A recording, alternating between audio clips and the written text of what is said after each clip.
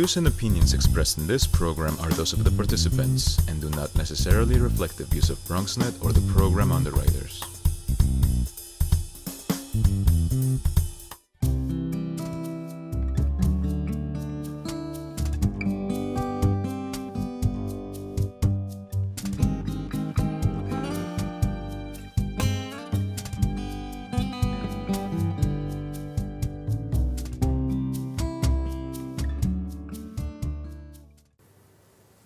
Hello, I am Jose Higuera, Deputy Director of the Mexican Studies Institute at CUNY. Welcome to one more edition of the Mexican Studies Oral History Project. Today, I have the pleasure to welcome our guest Cesar Vargas, co-director of the Dream Action Coalition, who was the first Mexican undocumented lawyer to be sworn in as a licensed attorney in the state of New York. Welcome to the show, Cesar. Thank you for being with us. Thank you so much for having me. So, Cesar, let's start. Can you share with us this approval consisted on what? So we started about talking about on January 23rd. It was a historic day here in New York about the DREAM Act. Can you share with us what does this mean for us now? Yeah, for the past decade, New York has been trying to pass the New York DREAM Act, which is legislation at the state level as opposed to the federal level that would provide a path to citizenship. New York State has tried to pass legislation that will provide state financial aid for undocumented students. Mm-hmm. And we have other states like California, Texas, New Mexico, where they had passed similar legislation that have provided this type of financial aid to undocumented students. And unfortunately, New York was not the first, but at least on January 23rd, it was a historic moment because after a 10-year battle, New York State finally passed the New York DREAM Act, finally passed an effort that was led by undocumented students to create this 3 points, to create the ability for undocumented students to get state financial aid like TAP, Tuition Assistance Program. They were able to get qualified for the Excelsior program that Governor Cuomo pretty much introduced a few years ago, and also a scholarship fund to ensure that Dreamers were able to get access and assistance to fund their college education, because we know now it's not just the fee to go to college, but also the books and everything. So, the New York legislature finally passed that, and it was a historic moment. I remember myself writing the first DREAM Act and then finalizing it with other immigrant youth, like the New York State Leadership Council, presented to Senator Bill Perkins in the state legislature back then, and to go back again a few last week.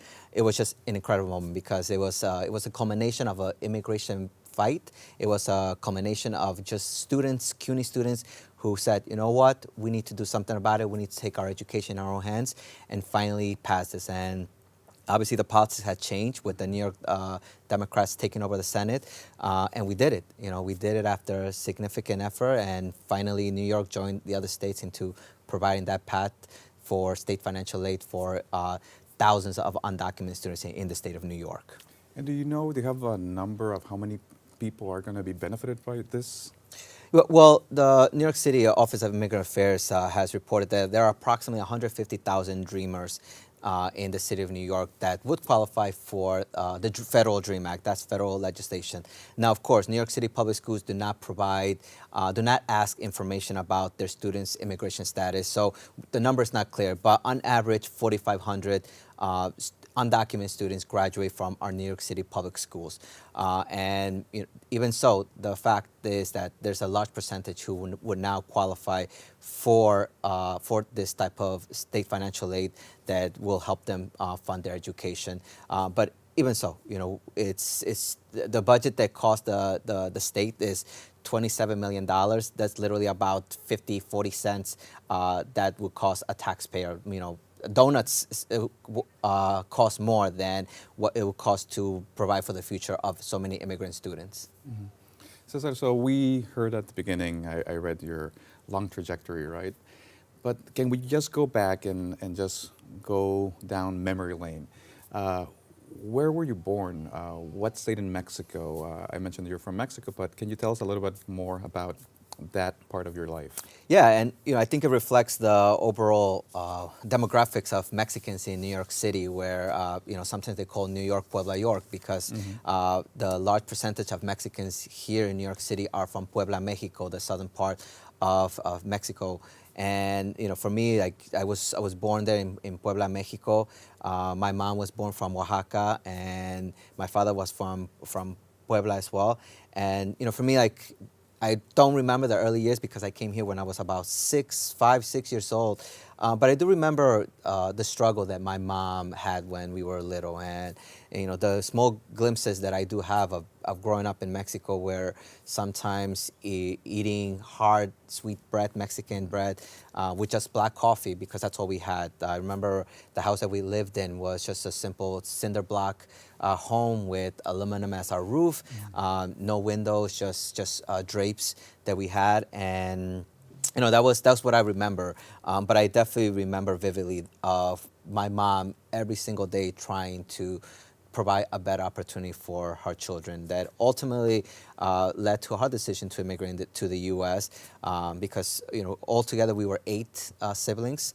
My 4 older brothers and sisters that were still teenagers back then. They were about 13, 14, 16, or even 17 years old. The 4 elder siblings came to the U.S. by themselves, and leaving my little brother, who was about 3 years old, my 2 older sisters were about 8 and 10 years old, and my mom. So it was, that was the memory of me growing up, and knowing that, my other siblings had gone to the U.S. already while we were there waiting, just kind of seeing what was next. But I can imagine everything that was going on in my mom's mind to reunify her family, and also to come up with a decision that many immigrants throughout history have done about what should I do to provide a better opportunity for my children. Wow, that's incredible. So thank you, first of all, for sharing this part of your story when you were very, very young. I think we're going to go to a break, and when we come back, I want to ask you about, do you still remember that day that you came to the U.S.? So let's take a quick, short break, and we'll be back with the Mexican Studies Oral History Project.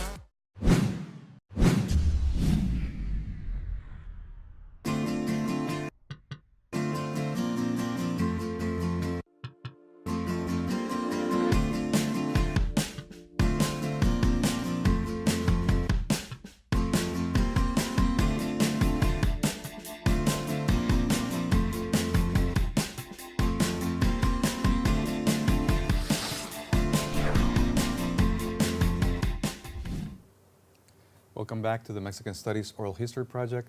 If you are just joining us, today we are talking with Cesar Vargas, co-director of the Dream Action Coalition. Cesar, so let's go back when we left off. Can you tell us a little bit about if you remember the day that you actually came to the U.S.? Absolutely. I don't remember this very specific timeline, but I do remember very vivid images that still it just connect with my senses, the smell, the hear, whatever I was hearing, seeing. And for me, like, it was the day that I was still probably in class, and all of a sudden I can hear the clanking noise of the chalkboard. I can hear children playing. I can smell the heavy smell of glue, and all of a sudden my mom tapping into my shoulder, and saying, we have to go. The teacher came over, and just simply, for us, just seeing my mom with my little brother instead of him being in school, and instead of going home, we went to pick up my 2 older sisters. instead of going home, we went to the Catedral de Puebla. And for me, it was very weird because, for me, when I saw my mom, I thought that I was just going to go home and play with my little brother and play and just, another day that I wasn't going to go to class, right? And of course, when you're 5, that's all you want to do, just stay and play around. But I remember her going straight to the altar of the Catedral de Puebla and her kneeling down and her whispering, Diosito cuídanos, God watch over us. That was that last day that we were going to be in Mexico. And I have a picture of that last day that for a long time, I never paid attention to it. It was just floating around my house until really it came into perspective what it means to immigrate to a whole new world, what it means to leave everything behind to start that notion of the beautiful concept where we all talk about the American dream. And it's me in the middle with my gray uniform, my blue and green uniform, my little brother to my left with his yellow uniform, blue stripes, my 2 older sisters with their skirts and their uniform as well, the pigeons in the foreground, the cathedral in the background, and just a picture being very busy. But the most glaring point of that picture was my mom to my left in a beautiful blue flowing dress, standing tall, like a tower of courage. And I noticed something very different, that when she told me that that was the last picture that she paid, a few pesos before we came to the U.S., what stood out from that picture was that there was no luggages, there was no carry-ons. Everything that you think about when you're traveling, nothing was there. All she had was a crumbled up plastic bag that contained our entire life. It contained documents, birth certificates, school records, medical records, cash, water, some food, some snacks. That's it. Just that plastic bag for us to start a new life. And in a glimpse, I saw myself in the U.S.-Mexico border, in the quiet hours of the night where we were just there waiting. I can feel the tranquility of the night with my mom and the coyote waiting, the person that crosses immigrants, and we were just there waiting. And I can see the lights of very blue and bright of the U.S.-Mexico border dancing around the landscape. I can smell the wet dirt of dawn, and I can just see us patiently waiting. When all of a sudden the coyote tells us, "Let's go," and we're running and we're running and we're running. And for me, I absolutely was not afraid. 5, 6 years old, all I know is that I'm running. My mom had told me that we were coming to the U.S., probably go to Disneyland. So for me, I was just expecting a whole new world. But I can imagine what was going on in my mom's heart and mind. Anything could have happened that night. She could have been killed. She could have been raped. But the love of her children was more powerful than anything. And, for me, the most vivid memory of the last day that we were in Mexico was that, she fell down and got up and we were running. But throughout the whole time, she was there holding my hand tightly, reminding me that no matter what, she was there to protect me. And as we know very clearly that the dangers that immigrants face crossing the border are not theoretical dangers. Each day, people die. The United Nations reports that approximately 217 immigrants die crossing the U.S.-Mexico border. Young girls and women are raped or sexually assaulted 80% crossing from South America, Central America into the U.S. So, for me, my mom risked everything with the hopes of one day perhaps one of her child could go to school, go to college, and become an attorney. And, that last day very burns into my memory because it really reflects of not just the trajectory of immigrants that have done this before, but really of the sacrifice that our parents and my mom have gone through to give a better life for their families, whether they're immigrants or not. It's our parents, our grandparents, or our tias that risk everything for a better future for their children. And Cesar, do you know why your mom chose New York City or New York itself? Did you have family before here that knew New York? Yeah, and for me, I think the trajectory of immigrants, especially Mexican immigrants, is very interesting.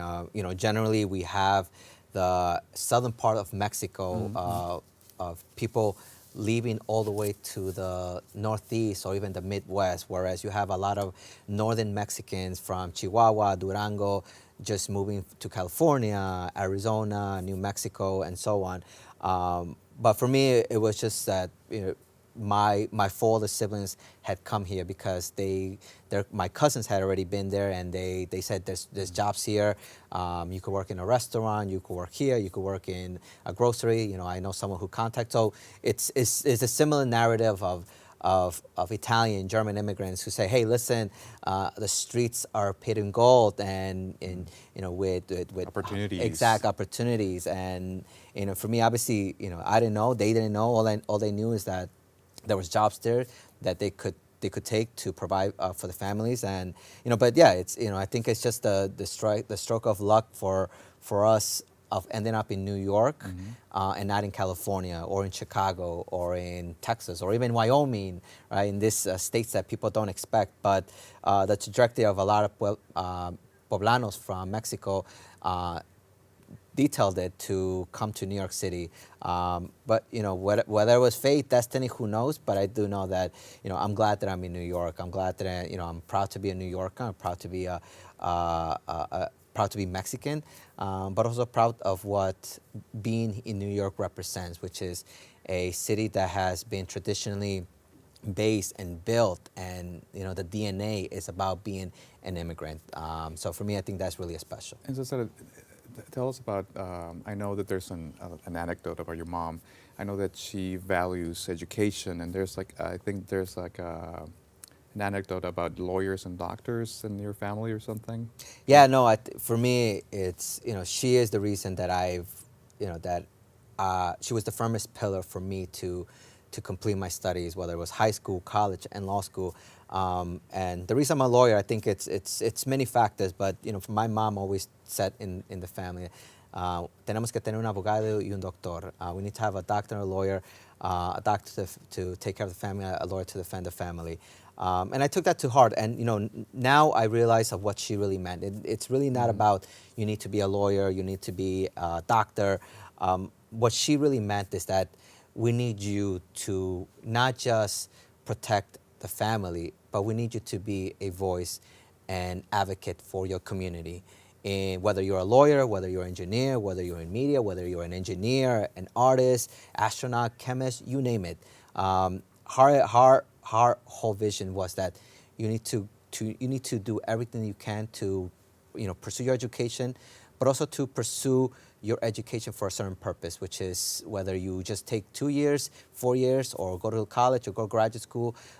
What most important is that you go there to advocate for your family and advocate for your community. And I really took that to heart. Obviously, I took the trajectory as a lawyer, but for me, I almost went to get my PhD in philosophy. But I think just what she really meant and what many of her parents meant is just simply, it's not just about you. It's about you using your studies, your education, your business degree, your small business, if you create one, to advocate for your family and your community. Because at the end of the day, that is what we're building here. We're not just building Cesar Vargas. We're building a whole community, a whole family, to ensure that everyone has an opportunity to succeed. Yeah, that's beautiful. Thank you, Cesar, for sharing.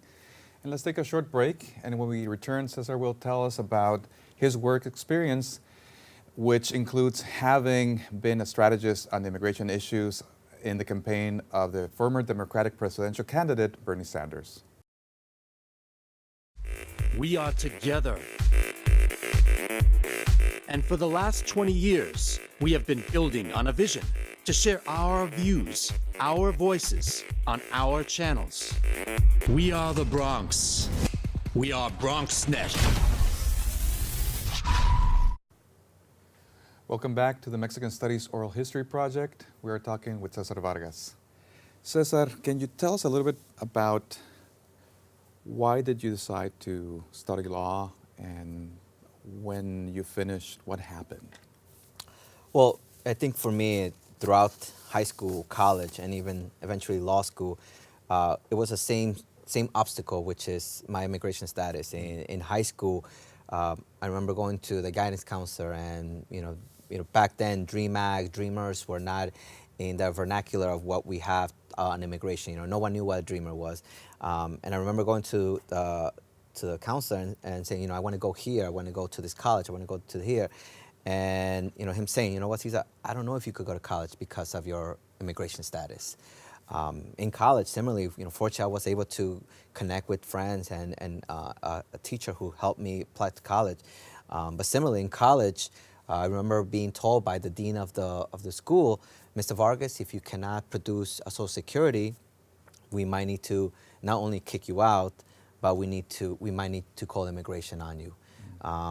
And eventually, in law school, I commuted from Staten Island, the South Shore of Staten Island, all the way to Flushing, Queens. Almost 6-hour commute each way. And to the point where I was, okay, I graduated, but because of my immigration status, I didn't know whether I was going to be admitted or whether I was going to actually get my license.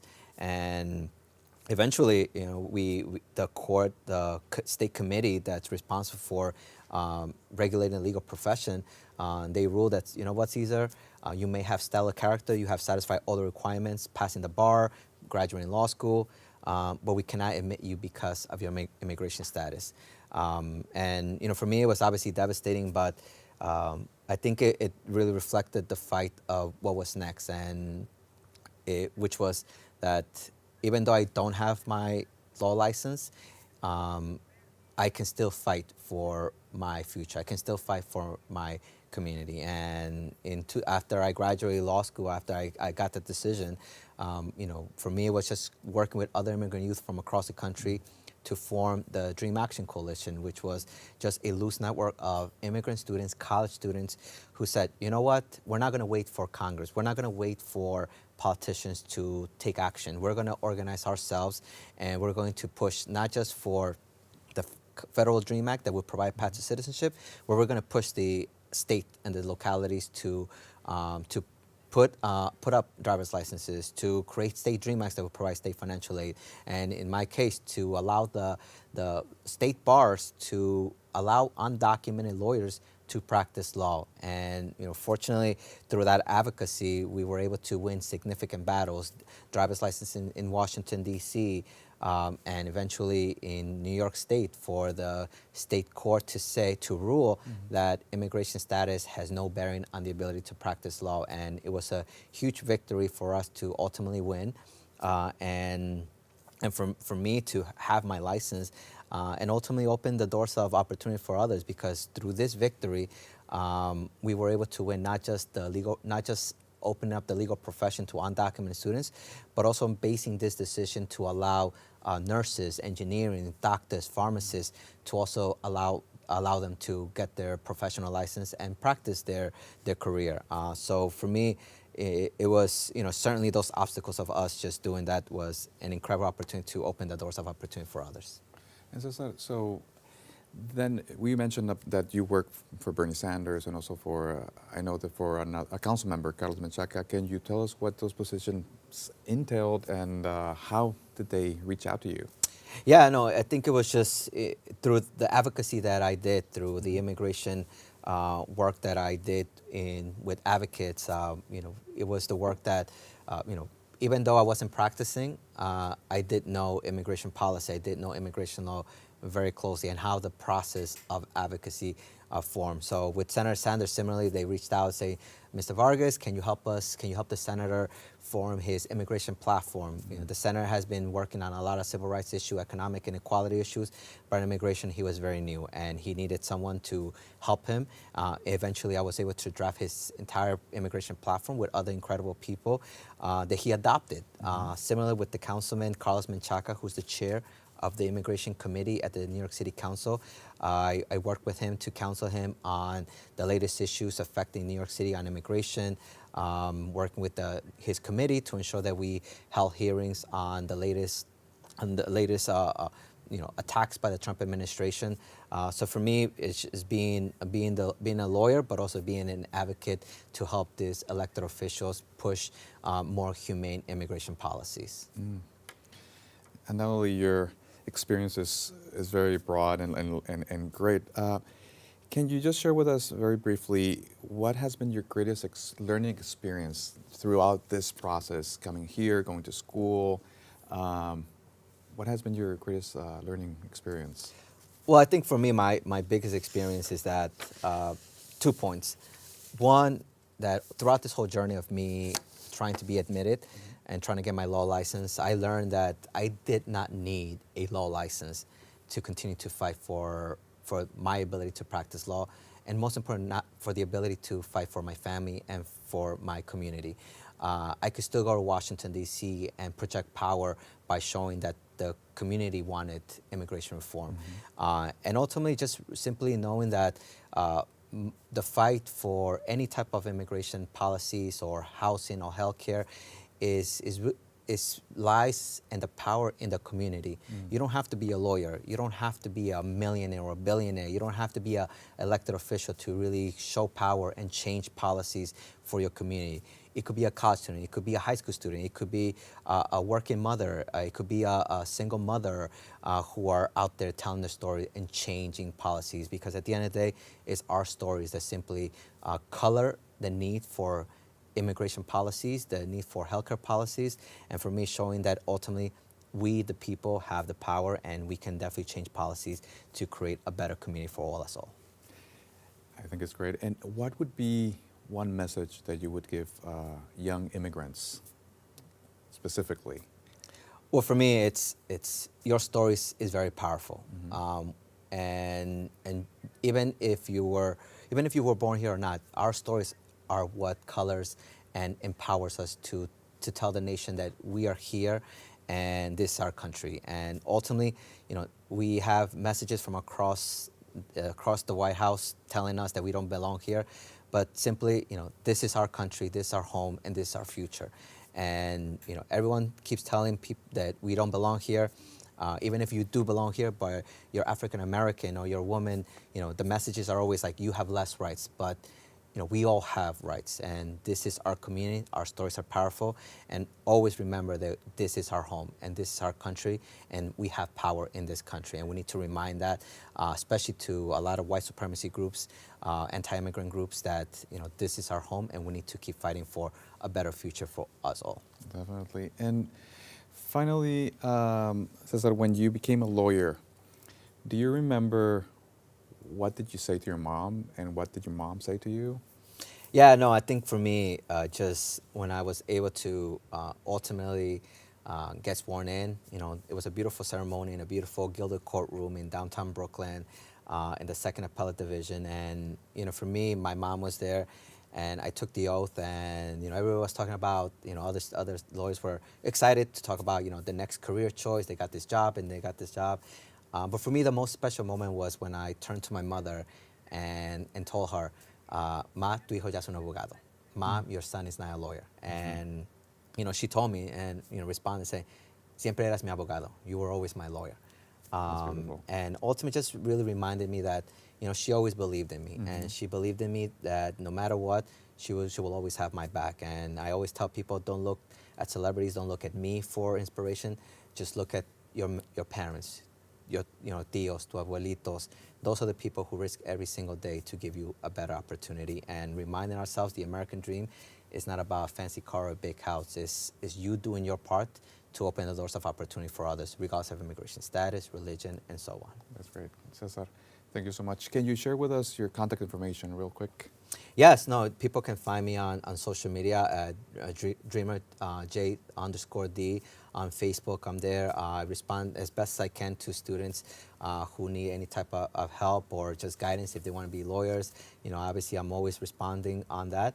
But ultimately for me, it's just trying to respond. And I also lead each summer a delegation to bring immigrant students or even just students of color to courtrooms to let them know, hey, the courtrooms are your house. This is where you can do justice. It's not just when bad things happen, but these systems also belong to us, and we can change the direction of those. So people can contact me, and hopefully we can continue working together. Definitely, Cesar. Thank you so much for sharing with us your story, and thank you all for joining us for one more episode of the Mexican Studies Oral History Project with Cesar Vargas. We wish you enjoyed this conversation as much as we did, and we look forward to seeing you in the next episode of the Mexican Studies Oral History Project.